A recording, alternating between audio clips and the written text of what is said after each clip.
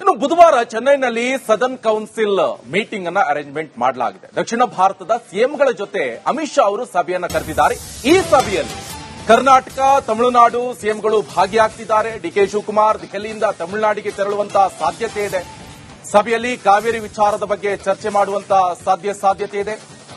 ಈ ಮೀಟಿಂಗ್ನಲ್ಲಿ ಆಂಧ್ರಪ್ರದೇಶ, ಕೇರಳ, ತೆಲಂಗಾಣಗಳ ಸಿಎಂ ಕೂಡ ಭಾಗಿಯಾಗ್ತಾ ಇದ್ದಾರೆ. ಸದ್ಯ ಈ ಮೀಟಿಂಗ್ ಅನ್ನ ನೇತೃತ್ವವನ್ನು ವಹಿಸಿಕೊಂಡಿರುವಂತದ್ದು ಗೃಹ ಸಚಿವ ಅಮಿತ್ ಶಾ ಅವರು. ಅವರ ನೇತೃತ್ವದಲ್ಲಿ ನಡೀತಾ ಇರುವಂತಹ ಮೀಟಿಂಗ್ ಇದು. ಈ ಮೀಟಿಂಗ್ನಲ್ಲಿ ದಕ್ಷಿಣ ಭಾರತದ ಸಿಎಂಗಳ ಜೊತೆ ಸಭೆಯನ್ನು ಕರೆದಿದ್ದಾರೆ. ಏನೇನು ವಿಚಾರಗಳ ಬಗ್ಗೆ ಚರ್ಚೆ ಆಗಬಹುದು ಅಂತ ನೋಡಿದ್ದಾರೆ. ಮೇಲ್ನೋಟಕ್ಕೆ ಕಾವೇರಿ ವಿಚಾರದ ಬಗ್ಗೆ ಚರ್ಚೆ ಆಗಬಹುದು. ಜೊತೆಗೆ ಪ್ರಾದೇಶಿಕ ಭದ್ರತೆ ಇರಬಹುದು, ಅಂತಾರಾಜ್ಯ ಗಡಿ ಹಂಚಿಕೆ ವಿಚಾರದ ಬಗ್ಗೆ ಚರ್ಚೆ ಆಗಬಹುದು, ಮೂಲ ಸೌಕರ್ಯ ವಿಚಾರದ ಬಗ್ಗೆ ಚರ್ಚೆ ಆಗಬಹುದು, ಅಭಿವೃದ್ಧಿ, ಕೃಷ್ಣಾ ನದಿ ನೀರು ಹಂಚಿಕೆ ವಿಚಾರದ ಬಗ್ಗೆ ಚರ್ಚೆ ಆಗಬಹುದು.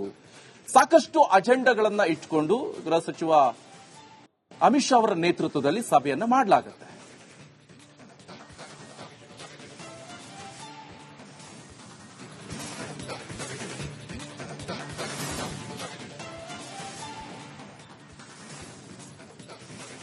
ಇನ್ನು ಬುಧವಾರ ಚೆನ್ನೈನಲ್ಲಿ ಸದರ್ನ್ ಕೌನ್ಸಿಲ್ ಮೀಟಿಂಗ್ ಅನ್ನ ಅರೇಂಜ್ಮೆಂಟ್ ಮಾಡಲಾಗಿದೆ. ದಕ್ಷಿಣ ಭಾರತದ ಸಿಎಂಗಳ ಜೊತೆ ಅಮಿತ್ ಶಾ ಅವರು ಸಭೆಯನ್ನ ಕರೆದಿದ್ದಾರೆ.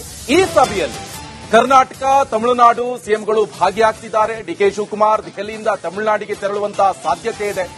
ಸಭೆಯಲ್ಲಿ ಕಾವೇರಿ ವಿಚಾರದ ಬಗ್ಗೆ ಚರ್ಚೆ ಮಾಡುವಂತಹ ಸಾಧ್ಯತೆ ಇದೆ. ಈ ಮೀಟಿಂಗ್ನಲ್ಲಿ ಆಂಧ್ರಪ್ರದೇಶ, ಕೇರಳ, ತೆಲಂಗಾಣಗಳ ಸಿಎಂ ಕೂಡ ಭಾಗಿಯಾಗ್ತಾ ಇದ್ದಾರೆ. ಸದ್ಯ ಈ ಮೀಟಿಂಗ್ ಅನ್ನ ನೇತೃತ್ವವನ್ನು ವಹಿಸಿಕೊಂಡಿರುವಂತದ್ದು ಗೃಹ ಸಚಿವ ಅಮಿತ್ ಶಾ ಅವರು. ಅವರ ನೇತೃತ್ವದಲ್ಲಿ ನಡೀತಾ ಇರುವಂತಹ ಮೀಟಿಂಗ್ ಇದು. ಈ ಮೀಟಿಂಗ್ನಲ್ಲಿ ದಕ್ಷಿಣ ಭಾರತದ ಸಿಎಂಗಳ ಜೊತೆ ಸಭೆಯನ್ನು ಕರೆದಿದ್ದಾರೆ. ಏನೇನು ವಿಚಾರಗಳ ಬಗ್ಗೆ ಚರ್ಚೆ ಆಗಬಹುದು ಅಂತ ನೋಡಿದ್ದಾರೆ. ಮೇಲ್ನೋಟಕ್ಕೆ ಕಾವೇರಿ ವಿಚಾರದ ಬಗ್ಗೆ ಚರ್ಚೆ ಆಗಬಹುದು.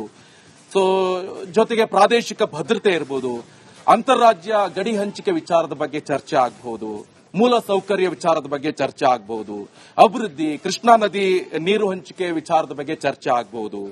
ಸಾಕಷ್ಟು ಅಜೆಂಡಾಗಳನ್ನ ಇಟ್ಕೊಂಡು ಗೃಹ ಸಚಿವ ಅಮಿತ್ ಶಾ ಅವರ ನೇತೃತ್ವದಲ್ಲಿ ಸಭೆಯನ್ನ ಮಾಡಲಾಗುತ್ತೆ.